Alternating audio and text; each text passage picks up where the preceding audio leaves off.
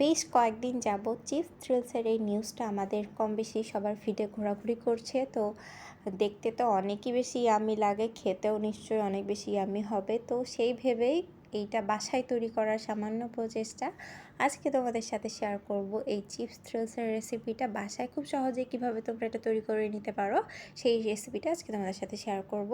তো এটার জন্য তোমরা যে কোনো একটা চিপসও নিতে পারো বা অনেকগুলো চিপসও নিতে পারো। আমার হাজব্যান্ড অনেকগুলো এনে দিয়েছিল, বাট আমি আগেই খেয়ে নিয়েছিলাম কয়েকটা, তো একটাই বেঁচে ছিল আর এটা দিয়ে তৈরি করছি। তো আমি এখানে আলু, হলুদ, লবণ আর চালের গুঁড়ো মাখিয়ে এটা ভেজে নিয়েছি অল্প তেলে। এটা যখন গোল্ডেন ব্রাউন কালার হয়ে আসবে তখন আমি এটা একটা সাইডে তুলে রেখে দিব।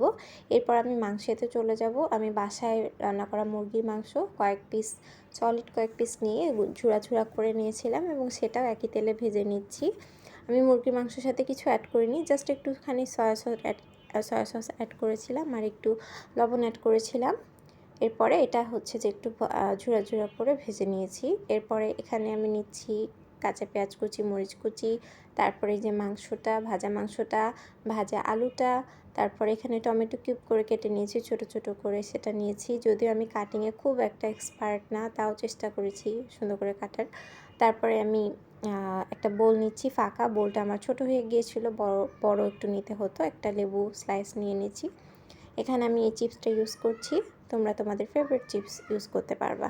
চিপসগুলো একটু বড় বড় হয়, আমি হাত দিয়ে ভেঙে ছোট ছোট করে নিচ্ছি এবং এর সাথে অ্যাড করেছি আমি চানাচুর। তোমরা এটা স্কিপও করতে পারো, আমি অ্যাড করলাম, দেখলাম যে কেমন হয় না হয়। তারপরে এখানে যে আলু ভাজাটা সেটা অ্যাড করেছি, তারপরে মাংস ভাজা অ্যাড করেছি, কাঁচা পেঁয়াজ, মরিচ অ্যাড করেছি, এখানে টমেটো দিয়ে দিচ্ছি, লেবুর রসটা দিয়ে দিচ্ছি এবং সব কিছু ভালোভাবে আস্তে আস্তে করে মাখিয়ে নিব আমি।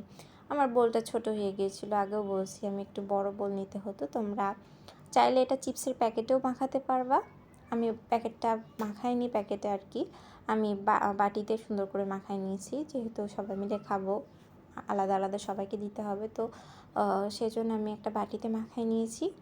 এরপর আমি এখানে সস দিচ্ছি, তারপরে আমি বাসায় তৈরি করা মেয়োনিজ দিয়ে দিব। মেয়োনিজটা অনেক ঠিক হয়েছিল, এখানে একটু রানি মেয়োনিজ ইউজ করাই ভালো। মেয়োনিজটা আমার ঠিক হয়ে গিয়েছিলো। তো এই তো এরপর সব কিছু একসাথে ভালো করে মাখিয়ে নিয়েছিলাম এবং ঝটাঝট আমি খেয়ে শেষ করে ফেলেছিলাম। তো তোমাদের ভালো লাগলে তোমরা ট্রাই করতে ভুলবে না। আল্লাহ হাফিজ।